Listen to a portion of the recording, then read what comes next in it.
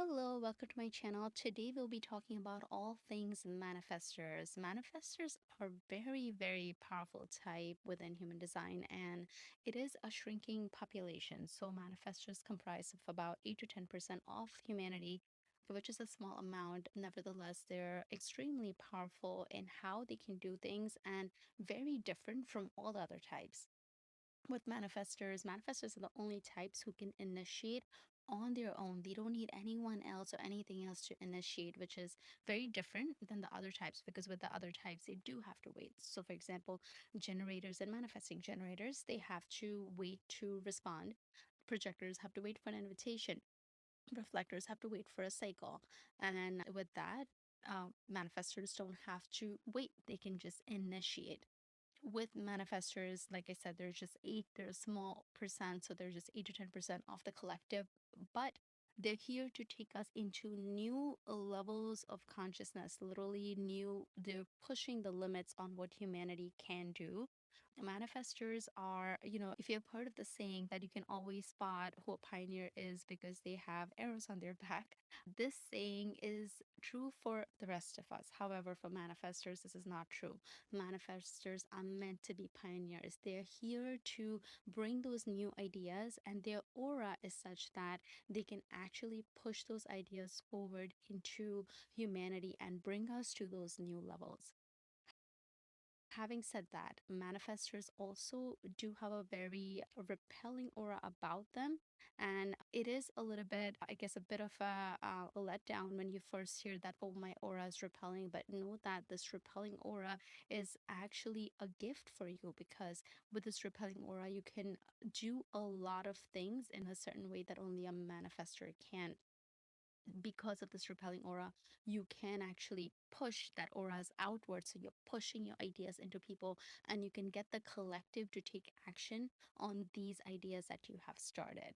So yeah, that's my introduction into what a manifestor is. And now let's get into all the nuances of what it means to be a manifestor and what makes a manifestor a manifestor. Okay, so manifestors are here to, as I said before, to bring us into new levels. They're really here to push humanity into the new level. You're here to be pioneers. You're here to expand the collective. Manifestors are independent by nature. They don't like being told no. They are leaders, right? If you think about it in terms of hierarchy, back in the day, they were the kings and the queens, and they were the ones who were ordering, and then the rest of the world, the doers and the advisors, they were really carrying out the orders of the king or the queen. So they are the initiators. So manifestors have a direct line to the universe. You get ideas. Ideas literally come to you all the time, and you have urges to take actions on these ideas. Not all of these ideas will be the right fit for you, and that will be determined by your authority.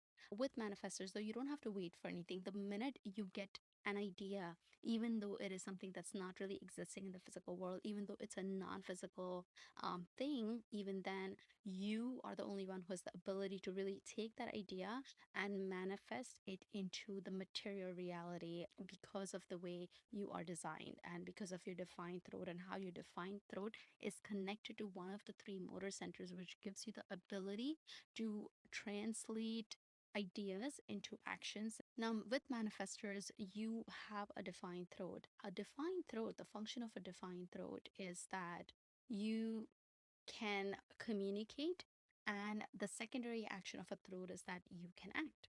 So, with the throat, however, with a defined throat, you do have to communicate before you act. So, that is something to keep in mind, because you have the motor center, and because you could get, you get an idea and you have the urge to do this idea.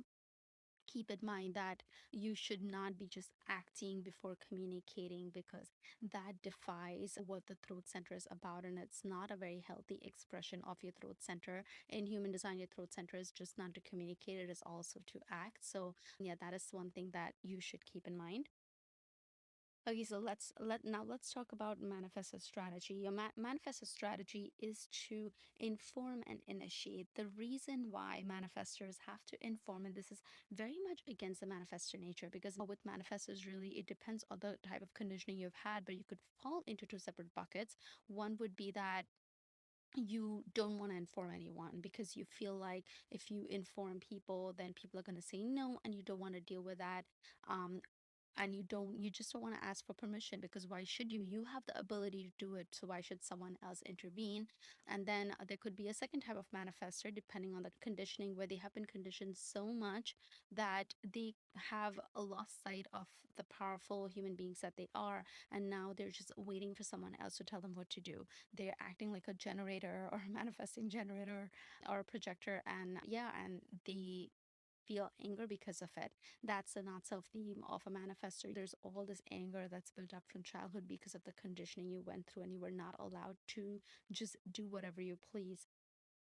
The reason why you're informing is because the reason is threefold. Number one is that you have a defined throat that is connected to a motor. The quality of a defined throat is that you have to communicate first, which is the primary function of the throat, and then act second, which is the secondary function of the throat. So you do have to communicate before you act. That is the rule.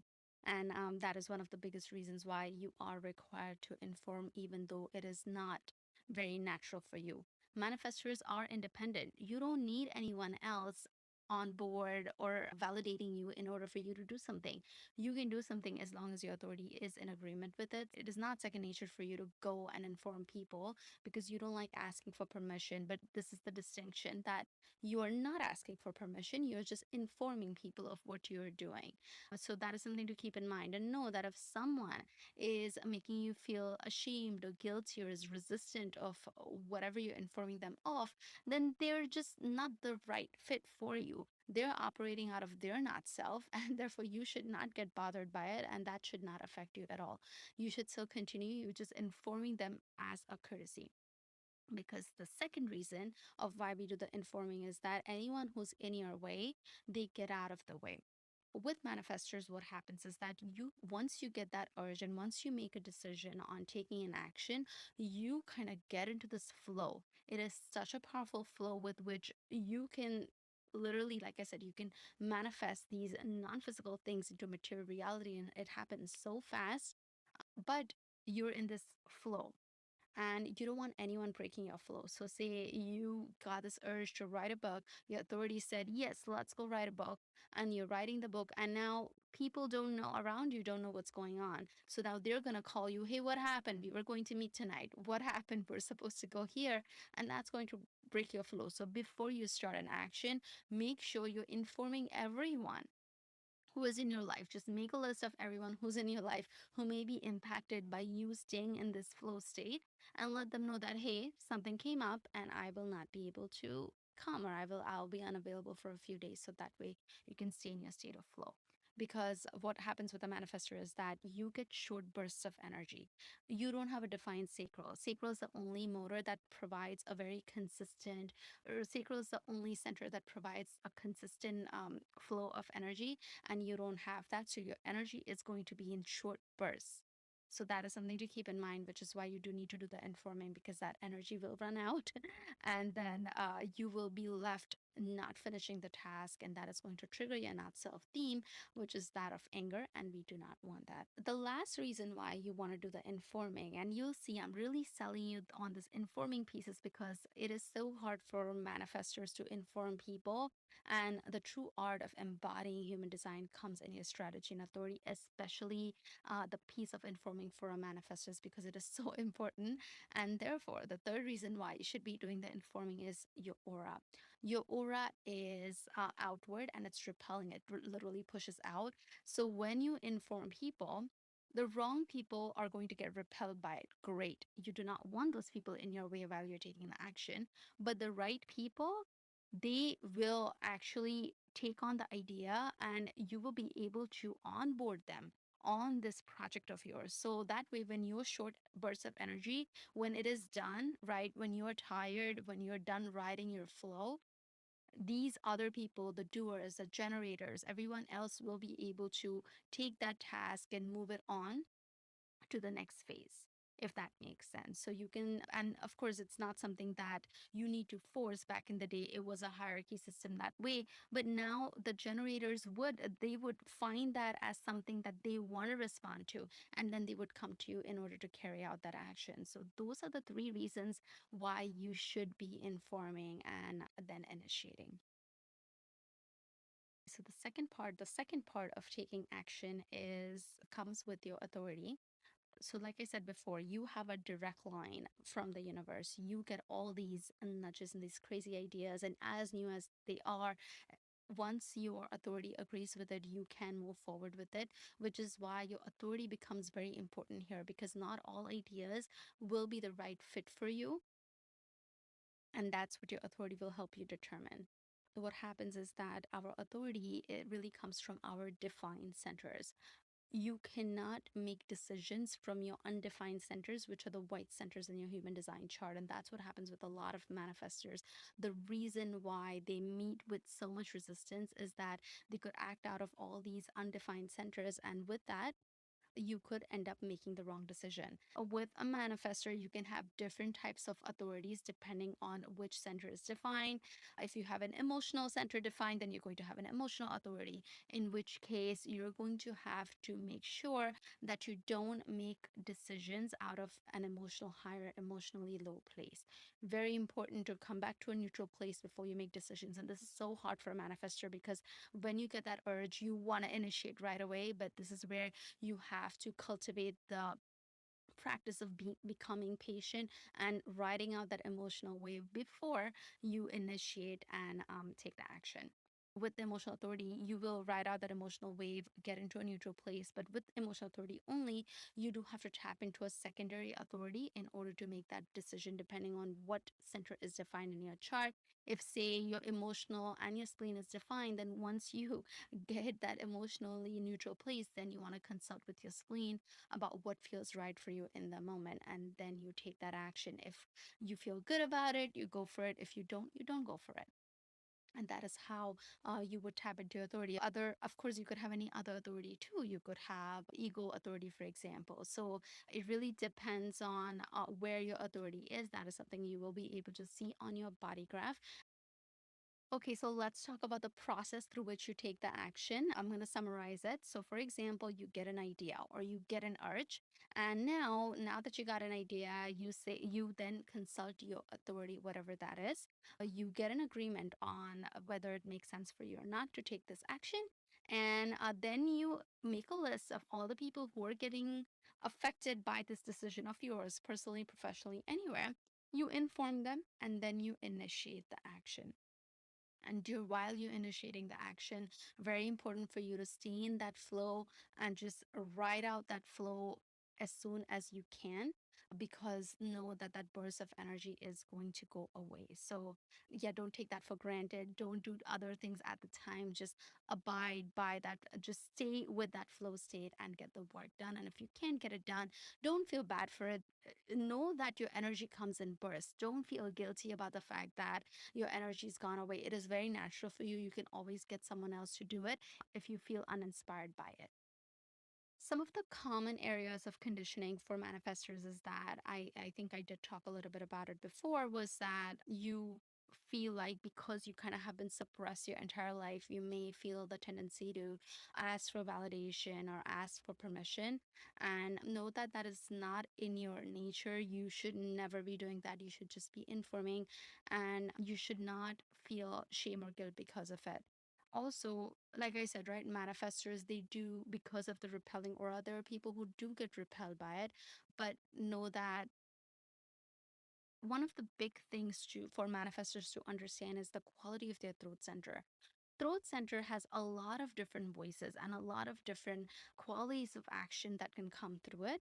And everything, every throat center is different depending on where you are connected. So, say for example, if your throat center is connected to your ego center, then a lot of your communication is going to be around, and a lot of your action is going to be around me, I, myself. It's all rooted in self. And to someone else, to someone who's not the right person for you, it can feel a little like they may think that you are self absorbed and you're all about yourself. And just because they think of it that way, you do not have to dull your light because of that other person. As long as you're following your strategy and authority, and as long as you're making sure that the timing is right, this is the way you express yourself. This is who you are. You are supposed to be talking from that ego space. So, yes, others may come to you and give you that feedback, but that is not something you should feel guilt, shame, or anger for. Same thing for any other centers. You could have your G center connected to your throat, in which case all your communication and actions are going to be a lot around your identity and your drive. And that is, again, people are going to have an issue if you connect to the spleen center. It's going to be very spontaneous, very in the moment, and people may not like it. So, but that's okay. That's their problem. Knowing where your voice and your actions are coming from, it will give you assurance of who you truly are and that you're really coming from your authentic true self as long as you're abiding by your strategy and your authority. I think I did talk about this before. In case I have not, Manifestor signature theme is peace. Peace is your ultimate highest vibration that you can be at. So that is the vibration that you want to ideally stay in all the time. Your not self theme is that of anger. So that is something that is going to be a flag to you that will help you understand that you are not being yourself right now. This is not the true you. You're likely operating from one of the open centers within you, and you're not listening to your strategy and authority. One of the things you want to keep doing is stay in that peace vibration. That is your home. That is your place. That is where amazing things will happen. Do not initiate things from your not self themes. So, for example, the ideas that you get when you're in a state of anger, those are not the ideas you want to initiate. Initiate the ideas when you are in your signature theme of peace. Those are the ideas that are going to work better than others.